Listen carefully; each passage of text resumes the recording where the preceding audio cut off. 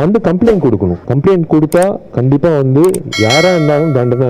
Kamal sir வெளிநாடு போயிருக்காங்க, வந்ததுக்கு அப்புறமா தொடர்ந்து பேசுவோம். அடுத்து ரஜினி சார் மீட் பண்ணணும். சில கம்ப்ளைண்ட்ஸ் வந்திருந்தது, அதை நாங்க வந்து தீர்த்தும் வச்சிருக்கோம். ராதாரவி சார் இல்ல, சரத்குமார் சார் இல்லைங்கிறது ஏன் என்ன என்பது இது பல ஆண்டுகளுக்கு முன்னாடி நடந்தது, உங்களுக்கு தெரியாத ஒன்றும் இல்லை. இன்னைக்கு தென்னிந்திய நடிகர் சங்கத்துடைய 68வது பொதுக்குழு மிக சிறப்பா நடந்துச்சு. ஒவ்வொரு பொதுக்குழுக்கு முன்னால பல சவால்கள் வைக்கப்படுது. அந்த சவால்களை எல்லாம் மீறி நாங்க இன்னைக்கு ரொம்ப அழகா பொதுக்குழுவை முடிச்சிருக்கோம். அதே மாதிரி நாங்க ஒவ்வொரு நிகழ்ச்சியிலும் ஜஸ்ட் ஒரு பொதுக்குழு மட்டுமே அல்லாம சங்கரதாஸ் சுவாமிகளுடைய பேர்ல மூத்த கலைஞர்களை கௌரவிக்கிறது எங்களுடைய வழக்கமா இருக்கு. அது இல்லாம 10 நாடக கலைஞர்கள் சினிமால ரொம்ப நாளா சேவை பண்ணவங்களுக்கு கொடுத்திருக்கோம். அந்த கமிட்டி முக்கியமா நடிகர் சங்கம் ஜஸ்ட் மேல் ஆர்டிஸ்ட் மட்டும் இல்லை, ஃபீமேல் ஆர்டிஸ்ட்க்கும் சேம் சரி சங்கம் தான். ஸோ நாங்கள் இந்த கமிட்டி ஃபார்ம் பண்ணது என்னன்னா, கம்ப்ளைண்ட் கொடுக்கணும். கம்ப்ளைண்ட் கொடுத்தா கண்டிப்பா யாரா இருந்தாலும் தண்டனை. ஸோ எங்களோட கோரிக்கை என்னன்னா, தயவு செஞ்சு ஏதாவது அந்த மாதிரி தவறான விஷயம் நடந்ததுன்னா தயவு செஞ்சு தைரியமா என் பின்னாடி நடிகர் சங்கம் இருக்குன்ற நம்பிக்கையில் தயவு செஞ்சு எங்ககிட்ட சொல்லுங்க. நாங்கள் நடவடிக்கை இமீடியட்டா எடுப்போம். ஸோ சொல்ற வரைக்கும் தான் எங்களுக்கு தெரியும், சொல்லனா எங்களுக்கு தெரியாது.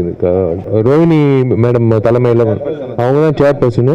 அதுக்கான விதிமுறைகள் என்ன என்ன என்ன தண்டனைகள் கொடுக்கப்படணுன்றது விரிவா போட்டிருக்காதுல. வணக்கம். இந்த கமிட்டி 2019 உருவாக்கப்பட்டது. சில கம்ப்ளைண்ட்ஸ் வந்திருந்தது, அதை நாங்க தீர்த்தும் வச்சிருக்கோம். அது ஏன் உங்களுக்கு யாருக்குமே தெரியாது அப்படின்னா, அதனுடைய தன்மையே அதுதான்.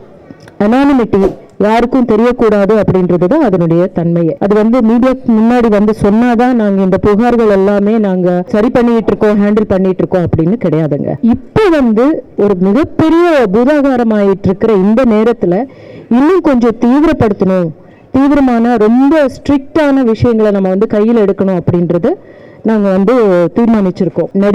நடிகர்கள் மட்டும் கிடையாது, எல்லா இப்ப போஷ் அப்படின்னு இருக்கும், சில கார்பரேட் இதாக இருக்கட்டும், எந்த தொழிற்சாலையில் இருக்கட்டும், அதில் prevention of these sexual atrocities அப்படின்றது தான். அந்த ப்ரிவென்டிவான நடவடிக்கைகள் நாம் என்ன எடுக்கலாம் அப்படின்னு கூடி ஆலோசித்தது நாங்கள் மட்டும் கிடையாது.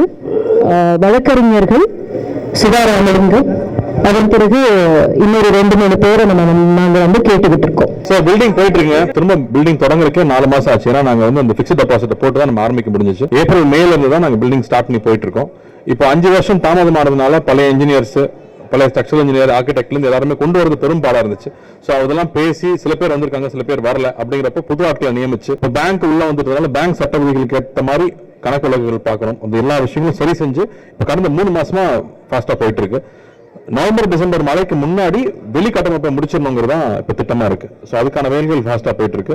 அவங்க கொடுத்துருக்க டேட் மார்ச்க்குள்ள முடிச்சிடுவோம்னு சொல்லியிருக்காங்க. ஸோ அதுக்கான எவ்வளவு செலவு குறைக்க முடியும், எவ்வளவு வேகமா முடிக்க முடியுமோ அதுக்கு தேவையான எல்லா முடிவுகளும் எடுத்துட்டு இருக்கோம். மோர் தேன் 30 to 40% நீங்க வெளியில போய் விசாரிச்சீங்களே தெரியும். உங்களுக்கு வாங்கின சம்பளம் கோவிடுக்கு முன்னாடி எவ்வளவு, இப்போ வாங்கின சம்பளம் எவ்வளவு, நீங்க வாங்கின மண்ணு வேற எவ்வளவு, நீங்க எவ்வளவு, இரும்பு எவ்வளவு, இன்னைக்கு எவ்வளவு. முக்கியமா சம்பளங்கள் ரொம்ப உயர்ந்துருச்சு, 30-40% மேல போயிடுச்சு.